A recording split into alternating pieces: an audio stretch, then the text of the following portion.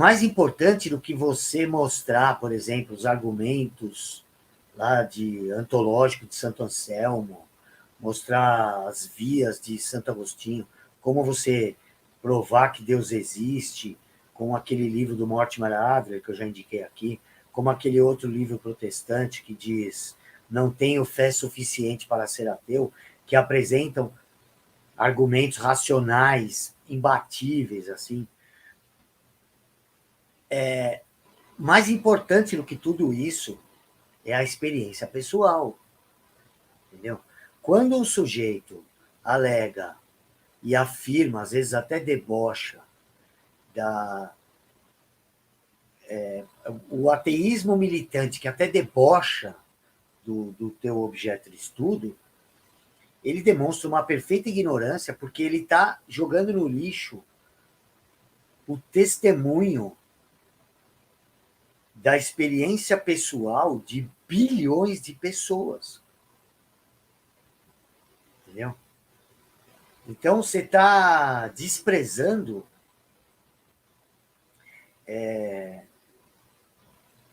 a própria realidade. E isso vai fazer você se isolar numa bolha. Porque apenas outros idiotas, como você, idiota de id, o cara que não consegue olhar o ambiente, só olha para si mesmo. Outros idiotas como você que vão te dar razão, que vão concordar com você e vão fingir também que não estão vendo a manifestação das pessoas. Quando você vê uma coisa que está durando milênios e convencendo bilhões de pessoas, o primeiro ponto é um de humildade perante aquilo, né? Perante aquele fenômeno. Mas o que acontece hoje? Como a classe falante é essa bolha, que não tem mais nenhum contato com o restante da população, a classe artística, a classe jornalística, a classe política, essas classes, o establishment, perdeu completamente o contato com a população. Então, eles têm crenças diferentes, desejos diferentes, motivações diferentes. E, por isso, eles não têm escrúpulos de usar meios de ação contrários à opinião pública, que é a maioria em todos os lugares, né?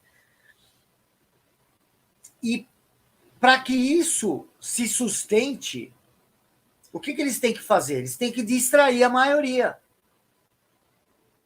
Entendeu? Então, nós estamos vivendo um mundo materialista, coletivista, uma nova forma de aristocracia, uma nova forma de cartel. Tudo isso junto a tudo dentro de uma cápsula sendo oferecida à população como se fosse uma modernidade inevitável. Chovendo forte aqui em São Paulo. Concorda? Eles vendem isso como se fosse uma coisa inevitável. É a modernidade boa e inevitável. Só que isso, como isso não corresponde aos desejos da maioria, muitas vezes são contraditórios à motivação da maioria da população, o que eles precisam fazer? Distrair a maioria. E como se distrai a maioria? Já vimos. Tem um grupo de pessoas que vai se distrair com o futebol. Passaram a semana inteira falando do jogo do Palmeiras e São Paulo. Outros vão se distrair com a novela, com o Big Brother, cara. Entendeu? Existem pessoas que assistem Big Brother, infelizmente. Essa é a realidade brasileira. E existem pessoas que acham que estão na internet, então estão sujeitas a uma informação de melhor qualidade. Mas aí o que eles fazem na internet? Usa só rede social, não busca uma informação, Porque a chave de se informar é você ser ativo na busca de informação, porque senão você vai ser um gado. Você vai ser o cara que não escolheu a informação que você vai assimilar. A rede social, o algoritmo da rede social determina o que você vai ler. As emissoras de televisão determinam o lixo que você vai consumir. E ainda tem gente que acredita no Big Brother. É sério, cara. Acredita que aquelas decisões são tomadas pelo público que está assistindo. Balançando a cabeça, igual aquele boneco lá do ventríloco lá. Jeff Dunham, né? Que tem um boneco que faz só assim com a cabeça, né? Como você vai reagir a isso? Então, a gente não, mas não pode ser esquecido esse aspecto da nossa sociedade. Ó, estamos com 664, cara. Pessoas assistindo 665, passa logo aí, meu. Chama 2 amigos. 663, caiu, ó. Teve gente que quis sair.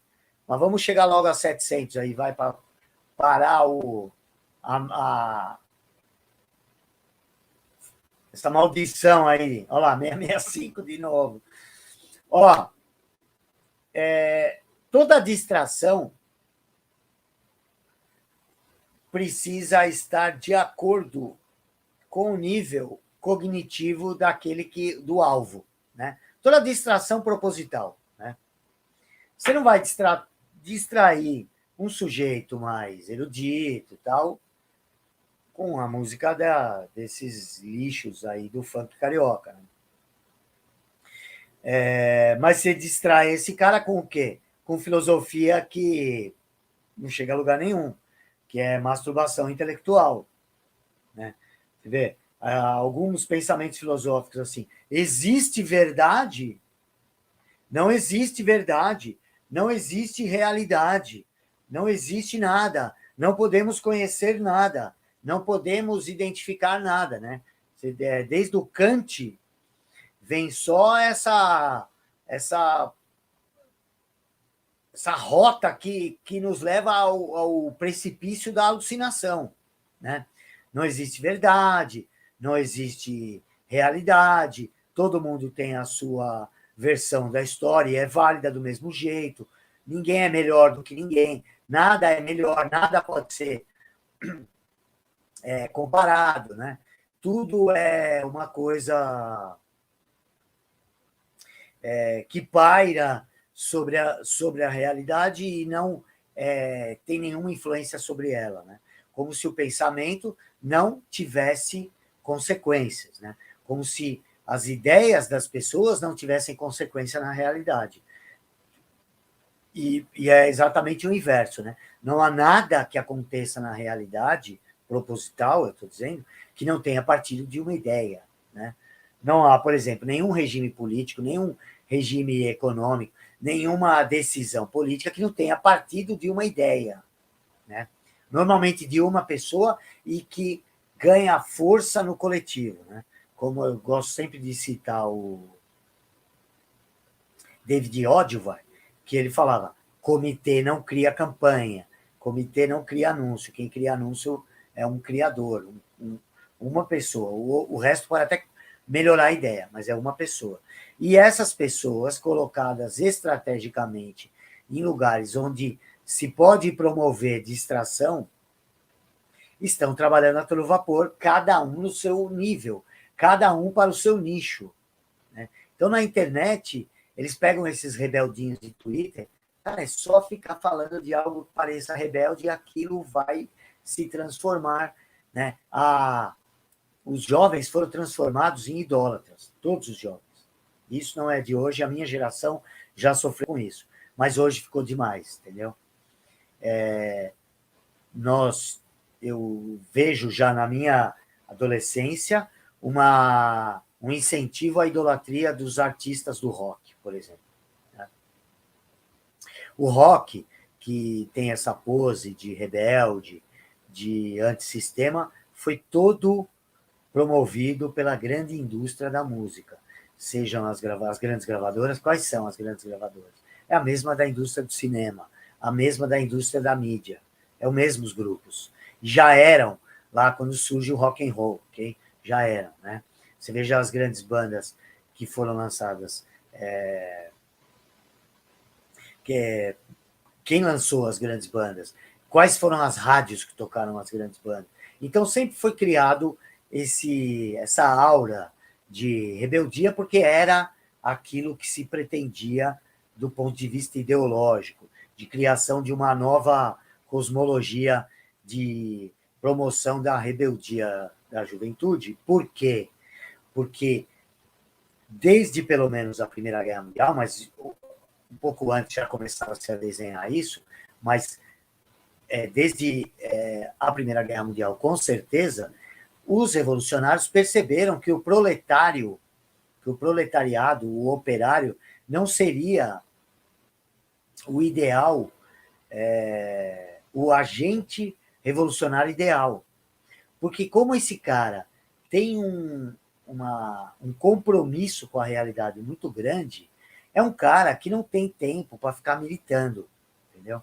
Ele está muito mais preocupado em sustentar a casa dele, cumprir o trabalho dele para não perder o emprego e tomar uma cerveja com o vizinho dele, e isso é a realidade do proletário mundial. Ainda hoje, você apenas coloca mais algumas ferramentas na mão dele, ele hoje tem o WhatsApp lá, tem algumas informações diferentes do padrão media establishment, mas, enfim, é isso. Então, ele foi educado, ele foi criado dentro desse mundo e ele nunca serviu, portanto, por quê? Porque a militância tem um quê de vagabundagem, entendeu? É nítido isso. Vamos falar que eu estou... Olha a realidade, não estou falando... Eu não falo por princípio, eu estou falando por experiência. Veja quem são esses caras, meu, que passam, que não têm emprego, são militantes profissionais. Vocês sabem que quando eu era jovem fui petista. E tinha um cara que já morreu, que chamava Souza. Ele morava dentro do partido, cara. Qual era o trabalho dele? O trabalho dele era entregar folheto, ficar fazendo campanha. O ano inteiro, não era só na eleição, não. E ele não era nem pago, cara. Aquele cara nem, não era pilantra. Ele não era pilantra. Ele era um idiota, um coitado. Não é nem idiota, ele era um coitado, iludido, cheio de ideal. E ele achava que ia mudar o mundo, já era um senhor de idade. E ele morava, não tinha onde cair morto, e vivia de doação das pessoas para o diretório. Ele morava lá dentro do diretório, lá no Bom Retiro. Então, o cara não faz outra coisa, entendeu? Então, isso vira uma seita, né? E nesse sentido, quem que pode ficar indo em seita? Pode ver quem cai em seita é jovem também. É difícil você ver um cara com 70 anos de idade entrou lá no Santo Daime. Não vai, cara. Entendeu? Quem que quer essas experiências aí, que tem essa motivação, de certa forma, rebelde contra o sistema e quer experimentar essas coisas diferentes, aquilo que é proibido, entendeu? São os jovens. E o movimento revolucionário, por meio de muita propaganda, por meio de propaganda no sentido original da palavra, no sentido que os russos deram a ela,